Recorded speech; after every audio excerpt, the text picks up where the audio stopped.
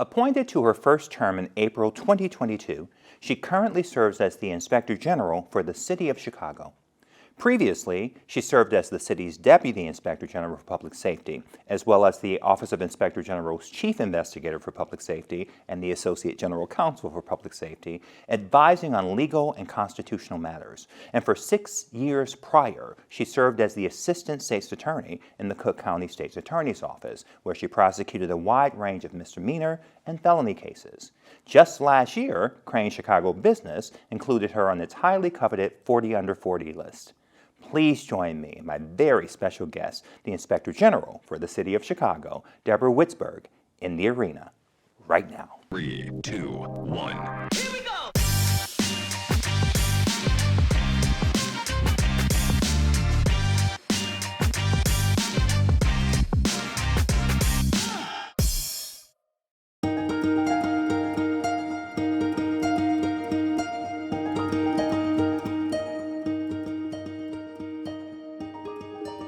Deborah Witzburg, Inspector General. You are Deborah to me, but you are also the Inspector General for the City of Chicago, and that feels a bit like someone who's a doctor. You feel like you have to, they've earned it. Like you being the Inspector General, I love this city, but I know this city is the third largest. That cannot be an easy task. So at the very least, you should be called by your name. Inspector General, how are you? Good, thank you. And I've been called worse. So I bet. Today. Touche. Yes. Well, let's take a gentle approach. Let's go back to the beginning of your life. When and where were you born? I was born in Boston, Massachusetts. In May of 1983. Oh, I was about to graduate high school. How wonderful! Huh? Is the hospital? Were you born in the hospital or home? I was born in the hospital. Is that hospital still open? I think so. Okay. Well, you said I was done with it once I was born. I didn't go back and check. Get it? You're busy. Yes. Tell me about the man and the woman who you call mom and dad. Bob and Lorraine.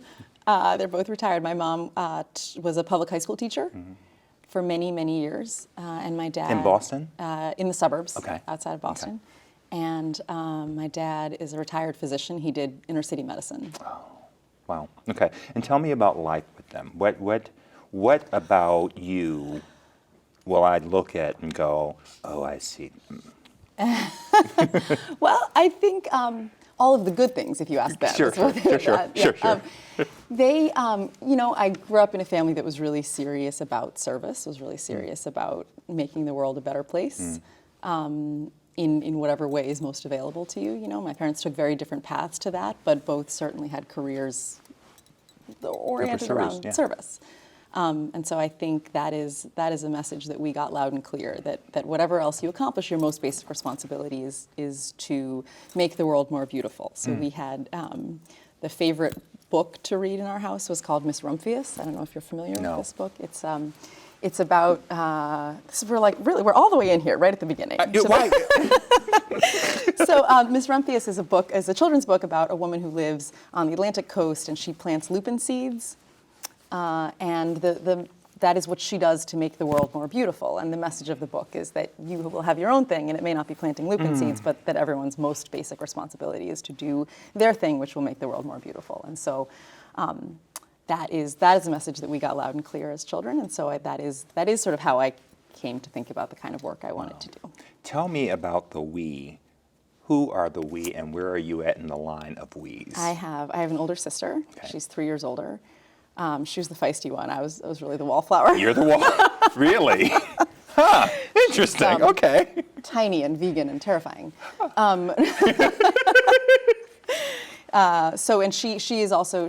She's been a public school teacher. She's a guidance counselor in public schools. So she's also. Your parents got it in early. Yep. Good for them. Yep. And so it's you and your sister? Yes. And the sheepdog, who was the favorite child, but who holds a grudge. I would, but it won't matter. You and your sister, what was the relationship like growing up, and how is it similar and or different now as adults? We were very different kids. We were, good at very different things and struggled with very different things. Did you like each other? I think so. Yeah. Doesn't feel like the commitment. No, I was just hesitating to answer for her. I mean, I don't know what she would She's say. not here. Yes, very much, very much. And I think, we continue to be very different adults, but in a way that I really value and I really appreciate. Okay. And you attended Brown University. Yes. Earning a bachelor's degree in anthropology. Yes. And you earned your law degree from Northwestern University's Pritzker School of Law. Yes. Okay. Were you a good student? Not as good as my sister. All roads, the dynamics of family. Yes. Yes, I was a good, yes. I don't feel like you're committed to it yet. I was, yes. Okay. And what made you a good student, do you think? I Did they worked come hard. to you easily, or did you? That's the question. Yeah, I worked hard. Some things came more easily to me than others, certainly. Okay. But I worked hard, and I had ideas about things I wanted to accomplish, and I felt like I needed to, work hard and do well enough to accomplish those things. Did you have that sense of strategery and intention? Did you have that sense of strategery and intention from an early age? When did that sort of settle in? Was it college? Was it undergrad? Was it as a teenager you started thinking, okay, I know how to strategize. If I want these results, I have to do these things. When did that sort of settle in? I think early on, and I was in college. I would say maybe the end of high school when I kind of knew for sure that I wanted to be a lawyer, and when I started High school. Yeah, I think probably the very end of high school. Did you have models? Because your dad was a physician, your mom was a teacher. Were there family members who were in law? No, none. I wanted to be a lawyer really as a result of an experience I had sort of as the victim of a crime, and it was my first exposure to the way criminal justice worked and to the way prosecutors did their work. And I wasn't sure right away that I wanted to be a prosecutor. I came to that a little bit later, but I had seen the way, I had sort of had a little bit of exposure to the way that service to victims of crime can work in the legal system, and that's what kind of set me on the path. And you were a victim of crime? Yes. And how old were you? I was 16, and I was in a dating relationship with someone and had a very sort of violent breakup. And someone who I think, as I've thought about this in retrospect, working in criminal justice, was certainly someone who, if this had happened under better circumstances now, many, many years later, there would have been a discussion about, a behavioral health crisis and sort of mental health resources and so on, and that wasn't the case then. Those resources weren't available, or certainly weren't kind of part of the conversation then. But it shaped a lot of my thinking about criminal justice and the way we serve victims of crime and the way we build systems around criminal outcomes. Wow. It's interesting as I've had the privilege of doing this part of my job here since last September, and the conversations, there is such power in sitting across the table and having kitchen table conversation. And we met and immediately. You may not have decided, but I went, "Oh, we're gonna be friends." She's so smart.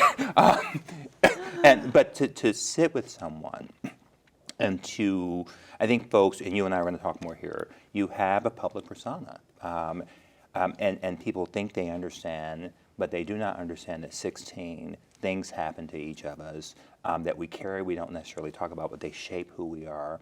And it's that gentle reminder that no matter how shiny things look at the surface, we're all living our life, and trauma and giving each other grace just becomes so important. And that you took a situation and used it to say, okay, and you just showed grace in saying years later we'd be talking about behavioral health. And that's peacefully coexisting with the fact that you were in fact a victim, no matter what the rationale for it, you were a victim. I just want to mark that moment. But I'm going to get back on track. Or at least for now. We'll try it again. Who is Jay Beidler? Beidler. Who is Jay Beidler? He has great taste in women. Let's begin there. Let's start at the beginning. Jay and I met in college, and we started dating as sophomores in college. Oh, I'll tell you. Yeah. Deborah agreed to go to a Halloween party This with is like her deep friend. cut research, You're James. welcome. Yeah. Deborah agreed to go to a Halloween party with her friend during her sophomore year at Brown. So thank you for the accuracy of your recounting. So far, so good. Thank you. Little did she know that she was about to meet the man she'd marry, Jay, who was also studying at Brown at the time. With Deborah, with Deborah in a Charlie's Angel costume. It was a really good costume. I bet it. Come on. It really was. Which angel? So it was sort of like the immediate aftermath of the movie coming out. But in my heart, I'm like a Jacqueline Smith. So it was. Sort And of it's crazy. Here's what hurts a little. I didn't even think about the movie. I immediately went back to the original because I was in my formative years when it was on. Sure. Well, if I could have pulled off Farrah Fawcett hair, I would have gone with that all the way. But. Who wouldn't have? Okay, got it. Okay. Deborah was in the Charlie's Angels costume. Yes. And Jay was dressed as the Monopoly Man. So there's a little bit of disputed history around this point, but Who's that is like disputing 80% it? Who's true. disputing the Monopoly Man? So the person in the Monopoly Man costume was actually a teammate of Jay's who was at the party and who sort of accidentally introduced me to Jay, is how I remember this happening. People are not good eyewitnesses, as we know from our work in criminal justice, but that is my best recollection of the facts. Okay. So you either started the conversation with Jay and or his friend. Anyway, all's well that ends well. Yes, let's move. You know what? I hear what you said. Yep. At some point, Deborah and Jay actually started dating, and 5 years later, Jay asked Deborah. When I first read this, I had the same response. Jay asked Deborah out to dinner and placed a small black velvet box on the table. When she opened it, she found the engagement ring that once belonged to her great-great-grandmother. Is that factual? That is true. That's all true. Yeah. Good on Jay. Yeah, agreed. And what did you feel in that moment? I'm sure you can recall it. Yeah. It was a really nice moment. I think family history is really important to me. I think we are very much sort of where and whom we come, from whom we come. I love that. And I think there's a great story in my family about that ring and it getting occasionally pawned to buy the groceries. And I got it back at the end of every week. And there's a lot of good story there. Oh my gosh! Yeah, that's a scrappy ring. Yeah, exactly. Yes. And you and Jay together created two or are developing two lives, one Lorelei and one Anastasia. Yes. How has being a mom changed you, ways that you sort of expected and ways you could not have possibly imagined when all of this started? That's a good question. I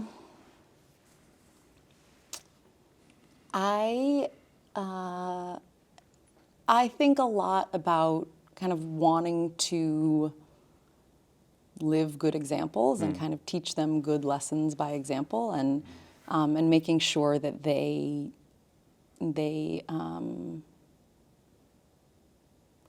kind of clear-eyed and kind, and that they know that of those to whom much is given, much is expected. Is that top of mind for you as a parent? Yes. Okay. Do you think about, you and Jay together are raising two young women who you want to have agency and ownership of assets. And you think about your experience even at 16 and probably some of the experiences you have as a woman navigating this space. How does that impact, or does it at this point? I'm assuming they're young. They are. They're 6.5 and 8. The half matters. Yes, 6.5 and 8. I love everything about it, and I think you know why, but we won't talk about it. Do you, in the back of your mind, it's so much that a parent carries, and what I've learned is that even when they are 54 3/4, you're not going to stop caring. Yep. You will have less ownership of their choices, but for the rest of your lives together, you will never stop caring this deeply. I just can't imagine it, but let's move forward. Do you think about, though, how to protect them, but also knowing, as you know, I'm going to have to give them room to make mistakes, and some of those mistakes are going to be big. How do you reconcile that? I do think about that a lot, and I think about the fact that I have learned a lot from some really painful experiences, and that I wouldn't wish that away for them. I think that the best we can do is to make the best judgments we can about which things we need to protect them from and which things we need to let them feel and explore and mess up and figure out. You have practiced, I talked about what is a fantastic career, and you were just named just last year, barely a year ago, 40 under 40. And you Just have by a had- hair, it just under the wire. It's all that matters. You got it. It's Yep. on record. Yep. And if they could create a 60 doing 60 magnificent things, I got a chance. But that's behind me. But the practice of law, you talked about literally what attracted you, and it really is. I hear folks go, he or she, or they came by that honestly. You came by that honestly, and there is probably a passion that, from looking at your track record, that underpins and amplifies that work. You didn't just go, oh, that might be interesting. There was a life experience, and you saw the power of that space. So that makes perfect sense. But if I were to ask you, still can be law, but what is because you still got a lot, you've done a lot, but there's so much time left. What does your dream job look like? Is it being the mayor of the city? No, I don't think so. I don't know. I don't know what I want to do when I grow up quite yet. But I do, I imagine always working in public service in some way. I think that's sort of what I feel called to do. I think doing some sort of work in the justice system is sort of what I feel most connected to. My mom was big on bumper stickers of all kinds and pins. My sister and I had little like matching What's your denim mom's jackets. name? Lorraine. Okay. Yep. One of my favorite aunts was Lorraine. Go Oh, on. yeah. We had, like little matching denim jackets with all kinds of like political propaganda pinned to them. And the pin that I remember most vividly is one that said, if you want peace, work for justice. And that really sunk She in. was doing the work from the She was. beginning. I respect her. She was doing the work in lots of ways. Yes.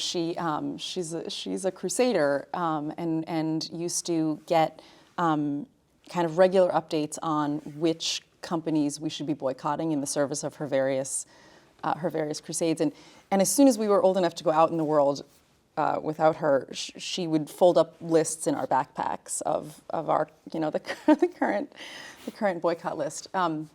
So I got the message loud and clear that we all, however small, have a part to play in righting the big wrongs. Love it.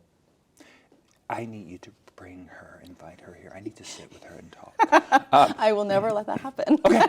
Which only makes me want it more, which we'll see. It's a battle of wills now. Challenge. I want to read something about the Cranes 40 under 40 because, again, wow, that was an audible reaction. Okay, let's push through it. Let's assume it was positive. Yep. But here's what it said in the description of you. Witzburg's job is to get them to talk and to use what she learns to enable systemic change. Chicago badly needs that, she says. The city of Chicago operates with a deficit of legitimacy. It's a decades-old problem. As Inspector General, the city's top internal cop, Witzburg is in a unique position to do something about that. How does that, knowing that, and I've seen you've been on the air here, talking about things, and I remember sitting, and the host, Andy Zopp, Chicago Newsroom, two legal minds talking, and we're sitting here going, well, this is why this matters, this is what's going on, and you, I think your response was, and it was so sobering, but we respected it, you went, well, you won't enjoy the answer, but at least we know what the answer is. And there was a power in that, and there was a power in saying, now I get why there has to be an Inspector General. But most days, people are not thrilled to see you walk down the hall. It's not, oh, yay, the Inspector General's office is here. How do you gird your loins where, I'm tough sometimes, but sometimes people say things and I go home and I go, ouch. I can only imagine what it's like with the third largest city, with the reputation that you just talked about. How do you self-preservate, protect your peace? Well, I was a Red Sox fan in the 90s, so I'm Says everything. I think I'm a true believer in the power of government to do good. We owe Chicagoans a better government than the one they've gotten. And I think the mission of our work is so important, and that it has to be that the importance of the mission outweighs the fact that it's hard to do. It is hard. It's hard work. And I think a lot of things worth doing are, and I'm very lucky to do this work with a lot of really wonderful people. Not all the days are good ones. Okay. Are more good than not? Yes. Okay. Hesitant, but still okay. Yeah. Is it another hair like getting in the 40 on the 40 just by a hair? They outweigh. I wouldn't. I think working in the public service is a tremendous privilege. Yes. I'm very grateful to be doing it. I wouldn't trade it for anything. Bravo. There is so much more to talk about. We're not done with our conversation. This segment comes to an end. You might be thinking merciful. I am thinking we have one more segment to go called Three for the Road. So I want to thank you. I can't thank you enough, but thank you for your service to the city. Thank you for your service and support to this organization during election season, talking to our audience, giving us guidance and counsel, and explaining to us how our city works in the way that is user-friendly. So we appreciate that. Stay with us. The Inspector General and I are going to be right back with our final segment, Three for the Road.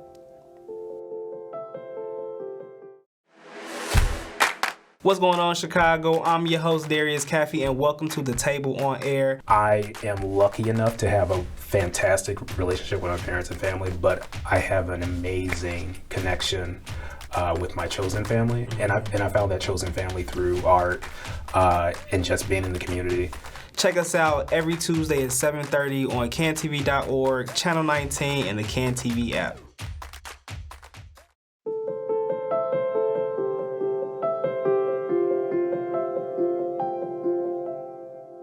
Inspector General, how are you? Good. Still good? Yep. Okay. Delighted to be here. Still delighted. Yay. How about that? Final segment, Three for the Road. Folks get tripped up on this sometimes. Okay. I don't think you're going to have an issue. No pressure. Okay, right. Wouldn't it be strange, though, if you do after I just said I don't think you will? You won't. Okay. I'm going to ask you three questions. You're going to give me three answers. Okay. First question. Ready? Yes. Did that count as one of No, them? your yes can't be a question. It needs to be declarative. Okay. Yep, I'm yes. ready. Yep. If you could have dinner with any person, living or dead, who would you choose and why?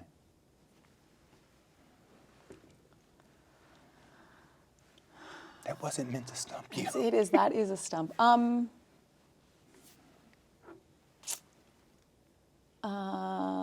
overwhelmed by the choices. You can have two. Well, that's much hard. That's twice as hard. I would choose maybe Bob Dylan. Why? I think that there are a handful of musicians, and he's probably just one of them, who have sort of captured a cultural moment. Okay. And captured people's imagination around social change. That really interests me. Favorite Bob Dylan song? Forever Young. Oh, good answer. Okay. Good start. Okay. All right. Yes and yes. All right. Do you have any regrets? Question number two. Do I have any regrets? I mean, for sure. Yeah, I do. I think I'll just focus on the professional setting, maybe the professional. I think one of the things that's challenging about the kind of work we do is the feeling that we could always do more. Yeah. We work on the kinds of problems that really impact people's lives, but that are bigger than we are going to solve in the scale, in the span of a project or a term or a career. We're not going to solve the problems that we work on, and that leaves me feeling like there is always more to do. And I think we miss opportunities. There are people we don't help. There are problems we don't solve. Sure. Some of that is inevitable. Some of those I regret. Some of those missed opportunities I regret. Wow, 2 for 2. Final question. One piece of it, the thought of me in my lifetime saying at one point in my life, I'm going to be on television, laughing with the Inspector General for the third largest city of Chicago. Life's just an amazing thing. If you just trust it enough, what's on the horizon the next day can be beyond your wildest expectation. I just want to mark that. Final question. One piece of advice present-day Deborah would have given her 21-year-old self. I think I have two. Can I have two answers to this one Yes. too? Okay. So the piece of advice I would give myself, I think, is to take my work seriously without taking myself too seriously. I think we should do work that matters, and we should take our purpose-driven work seriously. I think if we take ourselves too seriously, I think that isn't a recipe for success. And I think that for much of my life, and certainly early in my career, I think I took myself too seriously. And I think it made it hard to get things done. Oh, that answer resonates so deeply. What's your second? The second is a piece of advice that I really did get early in my career, kind of in the moment where I was thinking about what kind of law I wanted to practice, and whether I wanted to be a prosecutor or a public defender or something else, and kind of what I wanted to do. And I got a very good piece of advice from a mentor who said, one person in a courtroom gets to stand up and say, I'm here to represent the people of the state of Illinois. Do you want that to be you or the other guy? And I thought, well, I want that to be me. And I think the advice is that, kind of who we are and in whose service we work is really important, and that should be a guiding principle in the decisions we make. Bravo. I'm going to ask you, you opined. Sounds like me. I did, right. And I read this this was just recently. I read this maybe 2 weeks ago. These are your words, but I'd love to hear them in your voice. I think it's a great way to end our time together. Okay. Chicago City Council finds itself not just at a transition point, but at a sea change. When the council's new term begins in May, it will have more new members than at any time in memory. Veteran members are departing in unprecedented droves. Cumulatively, hundreds of years of experience will have left the council. In a city government profoundly in need of reform-driven culture change, institutional knowledge is heavy freight. Through that lens, there is a tremendous opportunity to put the old way, the Chicago way, to rest.